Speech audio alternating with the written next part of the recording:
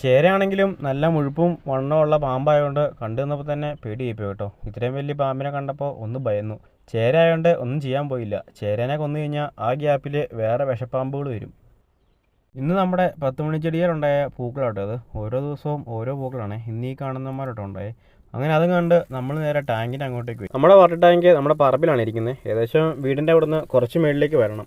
ടാങ്കിൽ എന്തേലും വെള്ളമുണ്ടെന്ന് താഴെ വീട്ടിൽ നിന്ന് കഴിഞ്ഞാൽ നമുക്കറിയണം. അതിന് വേണ്ടിയുള്ളൊരു പരിപാടിയാട്ടെ. സംഭവം സിമ്പിളാണ്. ഞാൻ കാണിച്ചു തരാം എങ്ങനെയാണെന്ന്. 2 കുപ്പിയും ഒരു കപ്പിയും കുറച്ച് കയറും, ഇത്ര സാധനം മതി നമുക്കറിയാൻ. അങ്ങനെ ഒരു കുപ്പിയിൽ കുറച്ച് വെള്ളം നിറച്ച് ഞാൻ ടാങ്കിലിട്ടു.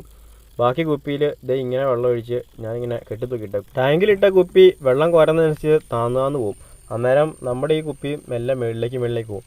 ഏറ്റവും മുകളിലെത്തി കഴിഞ്ഞാൽ ടാങ്കിൽ തീരെ വെള്ളമില്ല എന്നർത്ഥം. അപ്പോൾ ഞാൻ അങ്ങനെ സെറ്റ് ചെയ്തിട്ട് നമുക്ക് താഴെ നിന്ന് കഴിഞ്ഞാൽ കാണാവുന്ന രീതിയിലും കുപ്പി വിസിബിൾ ആണ് എന്ന് ഉറപ്പിച്ചിട്ട് ഞാൻ ഏകദേശം ഒരു ഹൈറ്റ് അങ്ങ് സെറ്റ് ചെയ്തു.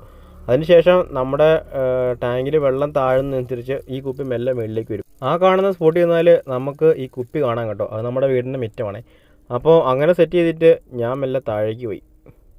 ഇത് കണ്ടോ, ഞാൻ ആ പറഞ്ഞ സ്പോട്ടിൽ നിന്നിട്ട് ഇതേ കുപ്പി മെല്ലെ നോക്കിയാൽ കാണാം. ഇതുണ്ടോ, നമ്മുടെ കുപ്പി മെല്ലെ നീല കളറിൽ ഇപ്പോൾ ഏകദേശം താന്നാണ് നിൽക്കുന്നത്. അതിന് അർത്ഥം വാട്ടർ ടാങ്കിൽ ഫുള്ള് വെള്ളം ഉണ്ടെന്ന്. ഇന്ന് നമ്മുടെ തേങ്ങ പറിച്ചായിരുന്നേ, അതുകൊണ്ട് കുറച്ച് കരിക്ക് കൂട്ടിയിട്ടുണ്ട്. എന്നാൽ പിന്നെ കുറച്ച് കരിക്ക് വെട്ടിക്കുട്ടിച്ചേക്കാം. കാരണം രാവിലെ തന്നെ കുറേ പണിയെടുത്തല്ലേ.